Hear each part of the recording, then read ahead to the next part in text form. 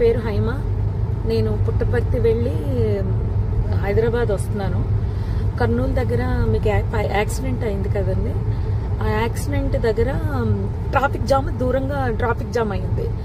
నా పక్కన కూర్చున్నాడు కాబట్టి డ్రైవర్కి తెలుసు. డ్రైవరు అక్కడ కాలిపోతున్నట్టుంది మ్యామ్, బస్సు కాలుతుంది అక్కడ అన్న. సరే గబగబా ఏదైనా హెల్ప్కి వెళ్దాము, అసలు ఏమన్నా పోలీసులు వచ్చారా లేదా అని నేను గబగబా కారు దిగి వెళ్ళానండి. వెళ్ళేసరికి బస్సు తగలబడిపోతుంది. కొంతమంది కింద కూర్చుని ఏడుస్తున్నారు, ఎవరెవరు ఉన్నారని ఏడుస్తున్నారు, కొంతమంది టెన్షన్ పడుతున్నారు, ఇలా ఉన్నారు. ఆ బస్సుకు సంబంధించిన వాళ్ళు అలా వాళ్ళ పరిస్థితి అలా ఉంది. ఇంకా మిగిలిన వాళ్ళ ఫోన్లు అన్నీ కూడా పాపం అందులో కాలిపోయాయి.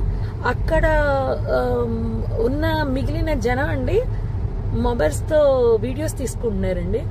పోలీస్కి కాల్ చేయలేదు. నేను కార్ దిగి వచ్చే హడావుల్లో ఫోన్ ఏమో కార్లో వదిలేశాను. ఫోన్ టచ్ చేయడానికి కూడా ఎవరిదైనా అడిగి తీసుకుని టచ్ చేద్దామని వర్షానికి తడిచి అది పని చేయట్లేదు. నేను మళ్ళీ గబగబా కార్ దగ్గరికి వెళ్ళి వెంటనే కర్నూలు ఎస్పీ గారికి అండ్ ఎస్బీ ఇన్స్పెక్టర్ గారికి కాల్ చేశానండి. వాళ్ళు ఇమీడియట్లీ రెస్పాండ్ అయ్యారు. వాళ్ళు రెస్పాండ్ అయిన కాసేపటికి రూరల్ సిఏ గారి బృందం అంట వాళ్ళు వచ్చారు. దాని ముందే ఫైర్ స్టేషన్ వాళ్ళు వచ్చేసారు. అండ్ ముందు ఫైర్ స్టేషన్ వాళ్ళని, నెక్స్ట్ ఫైర్ సిబ్బంది, నెక్స్ట్ అంబులెన్స్, పోలీస్ వారు వీళ్ళందరూ వచ్చేసారండి.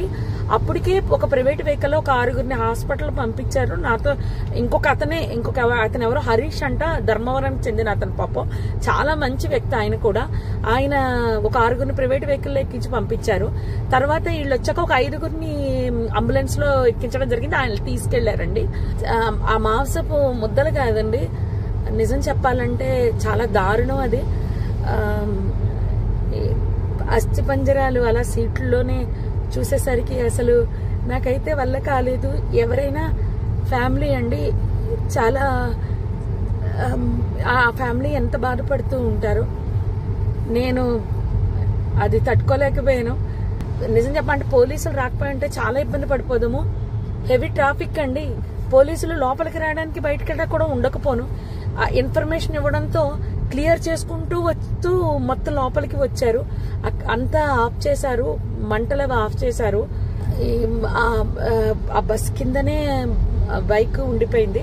ఆ బైక్ ని కొట్టేస్తే బైక్ అతను చనిపోయి రోడ్డు పక్కకి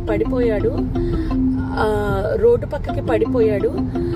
అర్థమైపోయింది ఇది సార్.